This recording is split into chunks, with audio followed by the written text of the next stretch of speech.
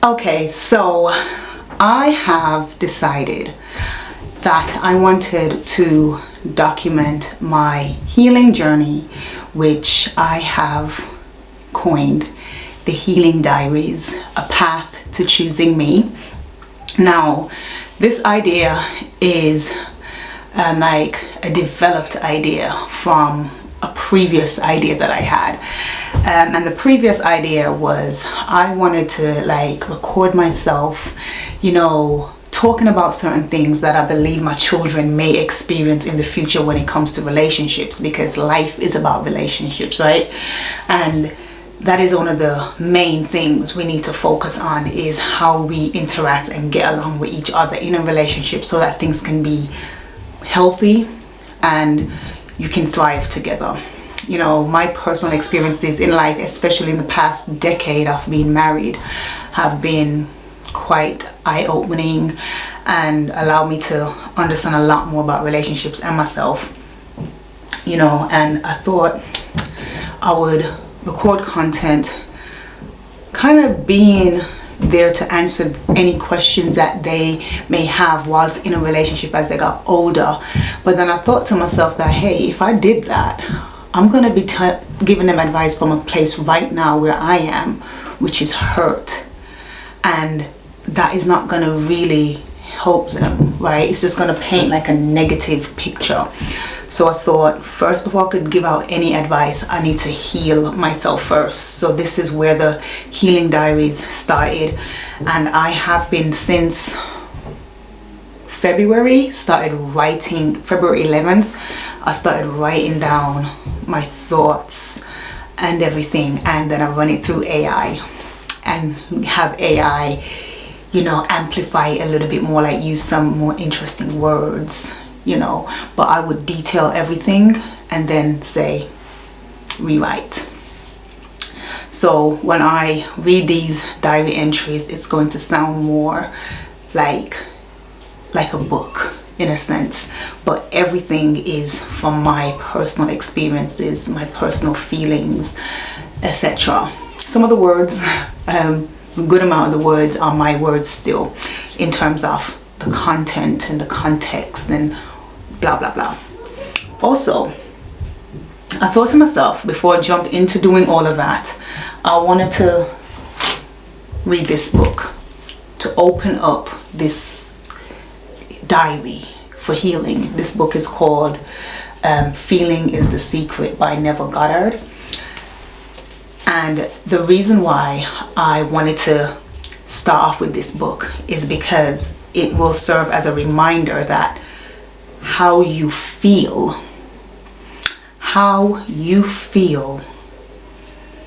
is going to dictate how your life is, how you live your life. And I've seen that in so many ways. So I always want to come back to this as a good reminder. So the Healing Diaries will always be reflective of, it's not that where I am now, but I'm healing, and a part of healing is digging back up a lot of the hurt and addressing the hurt, expressing it, getting it out of you, because when you have it inside, you bottle it all in and it have a negative impact on you, which it has had on me mentally, physically as well. So I want to get it out of me, because oftentimes I feel like I have no one to talk to.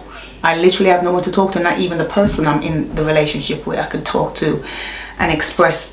Not that, because obviously we try to express ourselves with each other, but it always feels like one person is being heard versus the other person not being heard, as what was expressed today on both sides.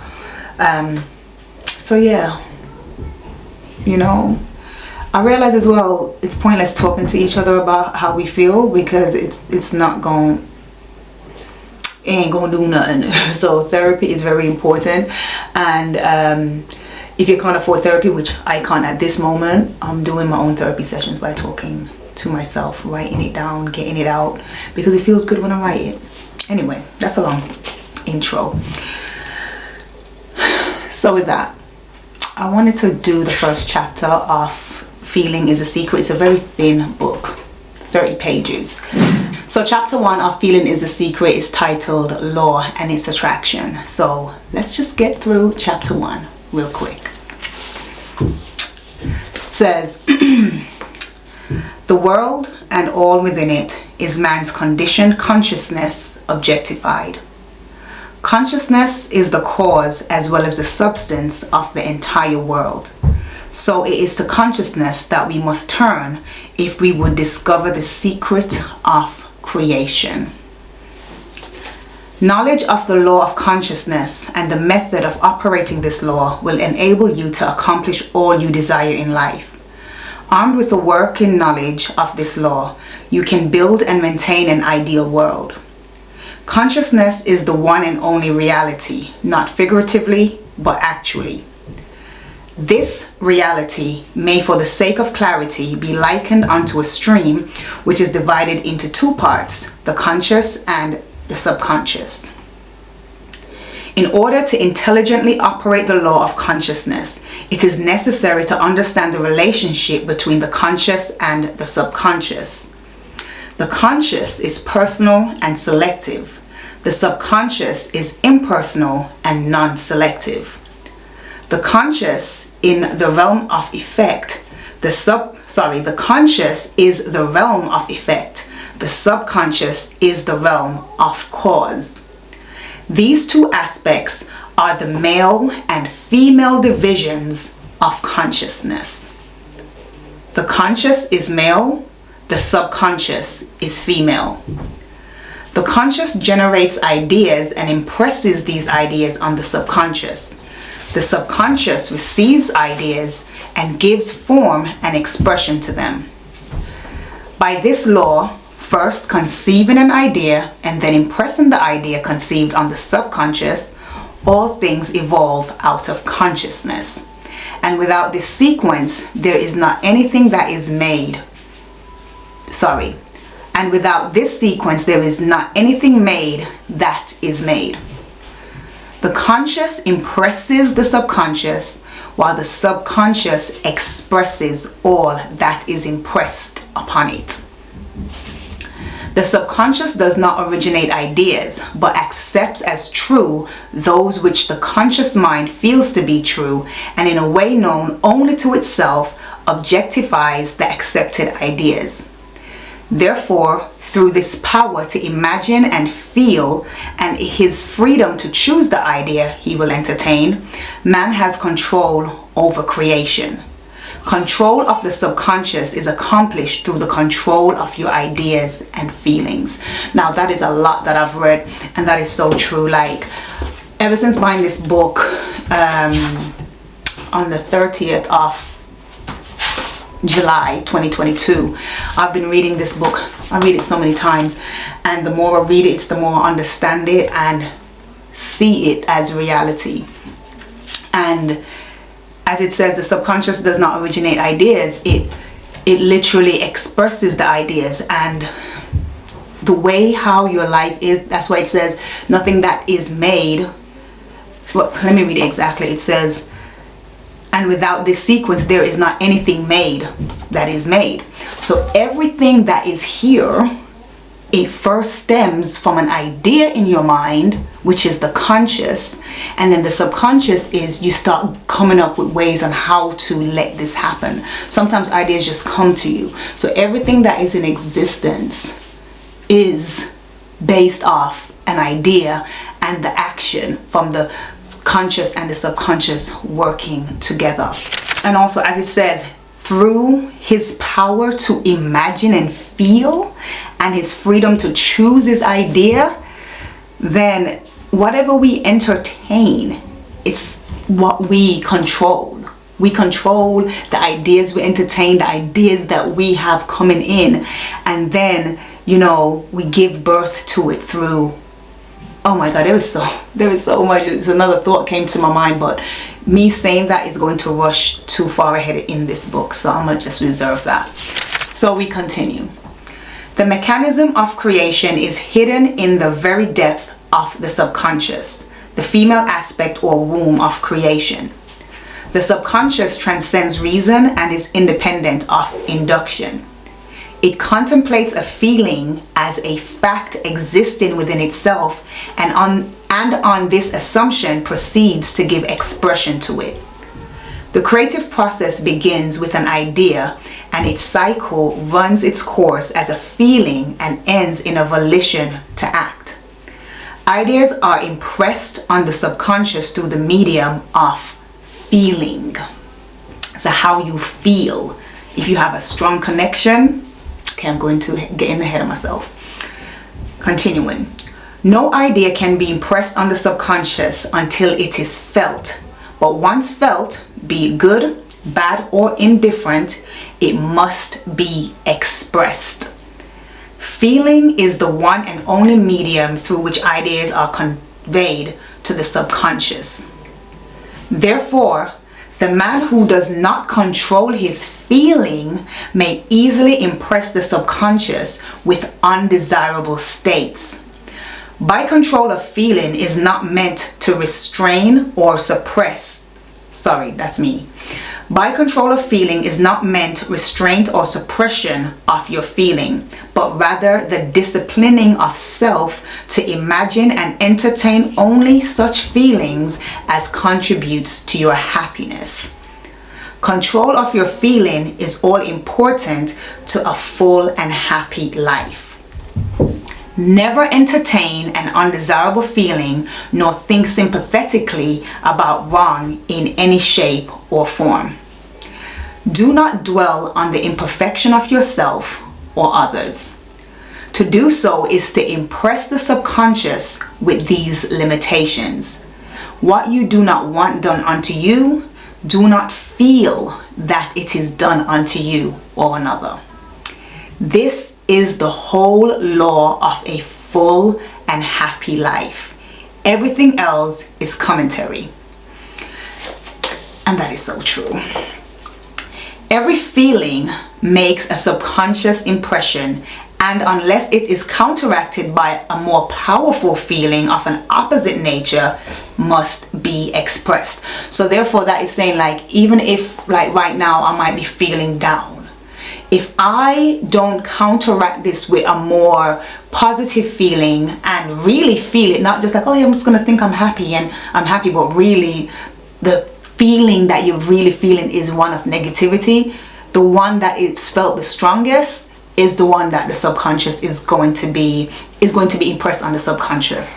So if you want to counteract a negative feeling, you have to have a more positive feeling and really feel it. So if I go back over that again, it says, every feeling makes a subconscious impression, and unless it is counteracted by a more powerful feeling of an opposite nature, then it must be expressed. The dominant of two feelings is the one expressed. I am healthy is a stronger feeling than I will be healthy. To feel I will be is to confess I am not. I am is stronger than I am not. What you feel you are always dominates what you feel you will be. Therefore, to be realized, the wish must be felt as a state that it is rather than a state that is not. Sensation precedes manifestation and is the foundation upon which all manifestation rests. Be careful of your moods and feelings, for there is an unbroken connection between your feelings and your visible world. Now it continues. Your body is an emotional filter and bears the unmistakable marks of your prevalent emotions. Yes, so when you're stressed, your body will show that. Your hair might be falling out. You're not eating, so you see it in your body. You're just melting away, right? Or wasting away, should I say. But anyway, it says your body is an emotional filter and bears the unmistakable marks of your prevalent emotions. Emotional disturbances, especially suppressed emotions, are the causes of all disease. Dis-ease or disease, right? And that is so true. This is why it's good to talk about how you feel and get it out. Don't suppress your feelings. I have done that, and I'm not the type of person to suppress my feelings, but I found myself in certain instances suppressing my feelings, and I started to see how it made me feel. So yeah, you want to make sure you get it out. Don't suppress how you feel. That will eat you up. That is trapped energy, and it needs to get out. Like I said, I've done it before. I've seen how it affected me. I didn't like it, and I just start voicing how I feel rather than caring how somebody else may feel, because it's like, if you're making me feel this way and I'm suppressing it, I'm doing more damage to myself rather than telling you. You may not like what I'm saying, but guess what? You now know, right? And that might make you feel some type of way, but why is your actions towards me making you feel some kind of way when I'm telling you this is how your actions have impacted me? That means you need to do some work too. You know what I'm saying? But nonetheless, continuing, it says, to feel intensely about a wrong without voicing or expressing that feeling is the beginning of disease or dis-ease in both body and environment. I kind of got ahead of myself with that explanation, but it says it right there. Again, like I said, I've read this book so many times and I've lived it and felt it and seen it, so I guess I was ahead of myself right there. Anyway, it continues, do not entertain the feeling of regret or failure for frustration or detachment from your objective results in disease. Think feelingly only of the state you desire to realize. Feeling the reality of the state sought and living and acting on that conviction is the way of all seeming miracles. All changes of expression are brought about through a change of feeling. A change of feeling is a change of destiny. All creation occurs in the domain of the subconscious. What you must acquire then is a reflective control of the operation of the subconscious, that is, control of your ideas and feelings.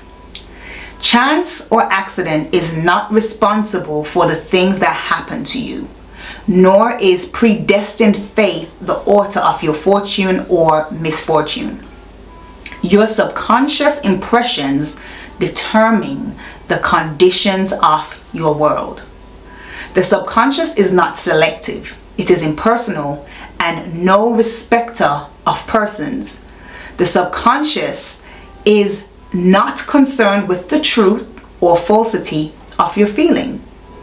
It always accepts as true that which you feel to be true. Feeling is the ascent of the subconscious to the truth of that which is declared to be true.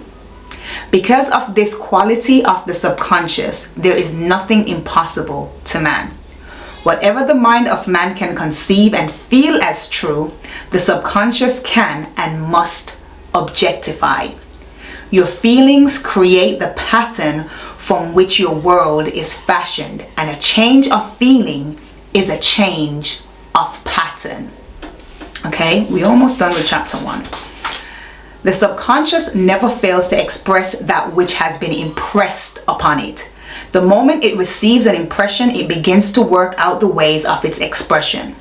It accepts the feelings impressed upon it, your feeling, as a fact existing within itself, and immediately sets about to produce in the outer or objective world the exact likeness of that feeling. The subconscious never alters the accepted feelings or beliefs of man.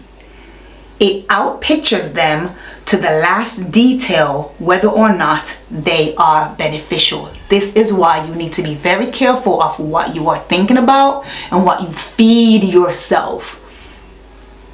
What you're looking at every day, if it's going to cause you to then spiral into some, downward negative emotion or feeling, you need to be mindful of that. Because no matter what you put in here, it always manifests. It always comes out. And I'm learning that and being reminded every single day. This is why I wanted to read this book, to start this healing diary so I can listen back to this book and remind myself that, yeah, how I'm feeling, what I'm thinking about, it matters. It impacts my life daily. Anyway, to impress the subconscious with the desirable state, you must assume the feeling that would be yours had you already realized your wish. In defining your objective, you must be concerned only with the objective itself.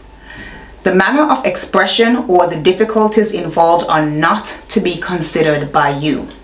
To think feelingly on any state impresses it on the subconscious. Again, feelingly means thinking deeply. Therefore, if you dwell on difficulties, barriers, or delay, the subconscious, by its very non-selective nature, accepts the feelings of difficulties and obstacles as your request and proceeds to produce them in your outer world. The subconscious is the womb of creation. It receives the idea unto itself through the feelings of man. It never changes the idea received, but always gives it form. Hence, the subconscious outpicture the idea in the image and likeness of the feeling received. To feel a state as hopeless or impossible is to impress the subconscious with the idea of failure. Although the subconscious faithfully serves man, it must not be inferred that the relationship is that of a servant to a master, as was anciently conceived. The ancient prophets called it the slave and servant of man. Saint Paul personified it as a woman and said, the woman should be subject to man in everything. The subconscious does not serve man and faithfully gives form to his feelings. So if you want to look at it as in man and woman as well, in a relationship, what the man gives to the woman, she mirrors it back to him. You treat her like crap, she's going to mirror crap back to you, but then you're going to say, oh, it's you, look what you're doing, but failing to realize she's mirroring what she's receiving from you, and vice versa. Anyway, continuing. So it says, let me just finish this part. The subconscious does serve man and faithfully gives him. No, sorry, let me go back a little bit more. So Saint Paul personified it as a woman and said, the woman should be subject to man in everything. The subconscious does not serve man and faithfully gives form to his feelings. However, the subconscious has a distinct distaste for compulsion and responds to persuasion rather than to command. Consequently, it resembles the beloved wife more than the servant. The husband is the head of the wife. Ephesians 5 may not be true of man and woman in their earthly relationship, but it is true of the conscious and the subconscious, or the male and female aspects of consciousness. The mystery to which Paul referred when he wrote, "This is a great mystery. He that loveth his wife loveth himself, and they two shall be one flesh," is simply the mystery of consciousness. Consciousness is really one and undivided, but for creation's sake, it appears to be divided into two. The conscious, objective, or male aspect truly is the head and dominates the subconscious, subjective, or female aspect. However, this leadership is not that of the tyrant, but of the lover. So by assuming the feeling that would be yours were you already in possession of your objective, the subconscious is moved to build the exact likeness of your assumption. Your desires are not subconsciously accepted until you assume the feeling of their reality. For only through feeling is an idea subconsciously accepted, and only through this subconscious acceptance is it ever expressed. It is easier to ascribe your feeling to events in the world than to admit that the conditions of the world reflect your feeling. However, it is eternally true that the outside mirrors the inside. As within, so without. A man can receive nothing unless it is given him from heaven, and the kingdom of heaven is within you. Nothing comes from without. All things come from within, from the subconscious. It is impossible for you to see other than the contents of your consciousness. Your world in its every detail is your consciousness objectified. Objective states bear witness of subconscious impressions. A change of impression results in a change of expression. The subconscious accepts as true that which you feel as true, and because creation is the result of subconscious impressions, you, by your feeling, determine creation.